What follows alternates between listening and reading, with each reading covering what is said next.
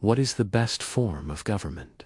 Throughout history, humanity has experimented with everything from monarchy to communism, from aristocracy to anarchy. But one system, despite its flaws, has consistently emerged as the most preferred choice for millions around the world: democracy. But what exactly is democracy? And why is it so important? Let's break it down.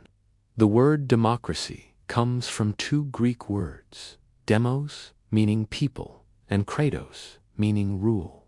So, literally, democracy means rule by the people. At its core, it's a system where the supreme power is vested in the people, who exercise it either directly or through elected representatives. This is a radical idea. For most of human history, power was concentrated in the hands of a single ruler, a king, an emperor, or a small elite group. The common person had no say in how they were governed.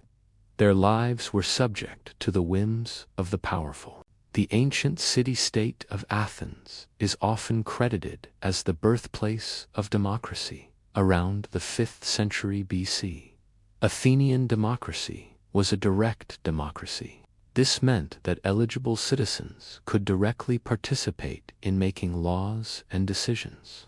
They would gather in an assembly to debate and vote on issues.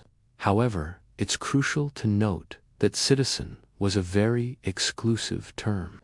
It excluded women, slaves, and foreigners, meaning only a small minority of the population actually had a voice. Fast forward through centuries of monarchies and empires, the idea of democracy was revived during the Age of Enlightenment in the 17th and 18th centuries. Thinkers like John Locke, Montesquieu, and Jean-Jacques Rousseau championed ideas like natural rights, separation of powers, and the social contract. They argued that governments derive their legitimacy from the consent of the governed. These revolutionary ideas fueled the American and French revolutions, which established modern representative democracies. So, how does a modern democracy actually work? Most countries today practice representative democracy, not direct democracy like in ancient Athens. It's simply not practical for millions of citizens to vote on every single law. Instead, we elect representatives, members of parliament, presidents, prime ministers, to make decisions on our behalf. The cornerstone of this system is free and fair elections. This is the mechanism through which the people's will is expressed. Everyone, ideally above a certain age, gets one vote, and each vote carries equal weight. This principle of one person, one vote is fundamental to political equality.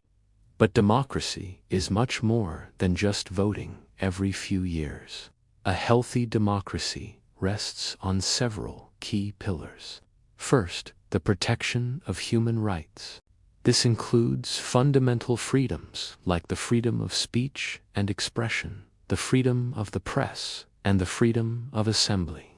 These freedoms allow citizens to criticize their government, hold leaders accountable, and debate different ideas openly without fear of punishment. A free press, often called the Fourth Estate, plays a crucial role here, acting as a watchdog that investigates and reports on the government's actions. Second is the rule of law. This means that everyone, including the government itself, is subject to the law. No one is above the law. An independent judiciary is essential to uphold the rule of law, ensuring that laws are applied fairly and that the rights of citizens are protected from being violated by the state. This prevents the arbitrary use of power and ensures stability and predictability in society. Third, a system of checks and balances. Power should not be concentrated in a single person or branch of government. In a presidential system like the United States, power is divided between the legislative branch, which makes laws, the executive branch, which implements laws, and the judicial branch, which interprets laws. Each branch can check the power of the others, preventing any one branch from becoming too dominant. In a parliamentary system like in India or the United Kingdom, the executive is accountable to the parliament, which can remove the government through a vote of no confidence. Now, you might be thinking, this all sounds great in theory, but is democracy perfect? The answer is a clear no. Winston Churchill famously said, "Democracy is the worst form of government, except for all the others that have been tried from time to time." Democracies can be slow and inefficient. Decision-making often involves lengthy debates, compromises, and sometimes political gridlock. Elections can be influenced by money and misinformation. The tyranny of the majority is another real danger, where the rights of minority groups can be overlooked or suppressed by the will of the majority. Voter apathy is also a significant problem. When people don't participate, the system becomes less representative of the population's true will. And in recent years, we've seen democracy facing serious challenges across the globe. The rise of populism, the spread of disinformation through social media, growing political polarization, and economic inequality are all putting immense pressure on democratic institutions. Some leaders have used democratic processes to gain power, only to then dismantle the very checks and balances that are meant to constrain them. According to organizations like Freedom House, global freedom has been declining for over a decade, with more countries moving away from democracy than towards it. So, if democracy is so fragile and flawed, why do we still fight for it? Because the alternative is far worse. In authoritarian regimes, there are no checks on power. A single leader or party can make decisions without any accountability, often leading to corruption, oppression, and the violation of basic human rights. Citizens live in fear, unable to speak their minds or challenge their rulers. History is filled with tragic examples of the human suffering caused by dictatorships. Democracy, for all its faults, provides a mechanism for peaceful change.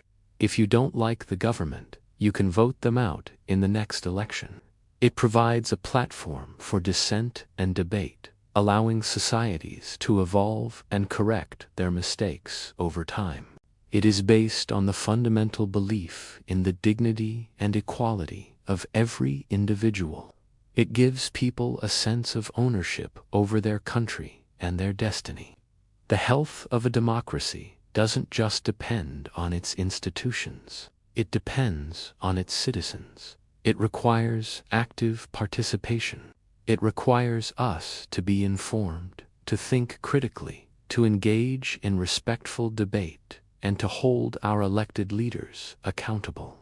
It requires us to vote, to stand up for the rights of others, and to protect the institutions that safeguard our freedoms. Democracy is not a destination. It's a continuous journey. It's a constant struggle to live up to its ideals. Every generation has a responsibility to protect and strengthen it. The future of democracy is not guaranteed. It rests in our hands. It depends on the choices we make every single day. So, the next time you hear a debate about politics or see a news report about an election, remember that what's at stake is not just a policy or a politician, but the very system that grants us our freedom. Thank you for watching. If you found this video informative, please give it a thumbs up and share it with your friends. Don't forget to subscribe to the channel for more deep dives into important topics like this. Let me know your thoughts on democracy in the comments below. See you in the next video.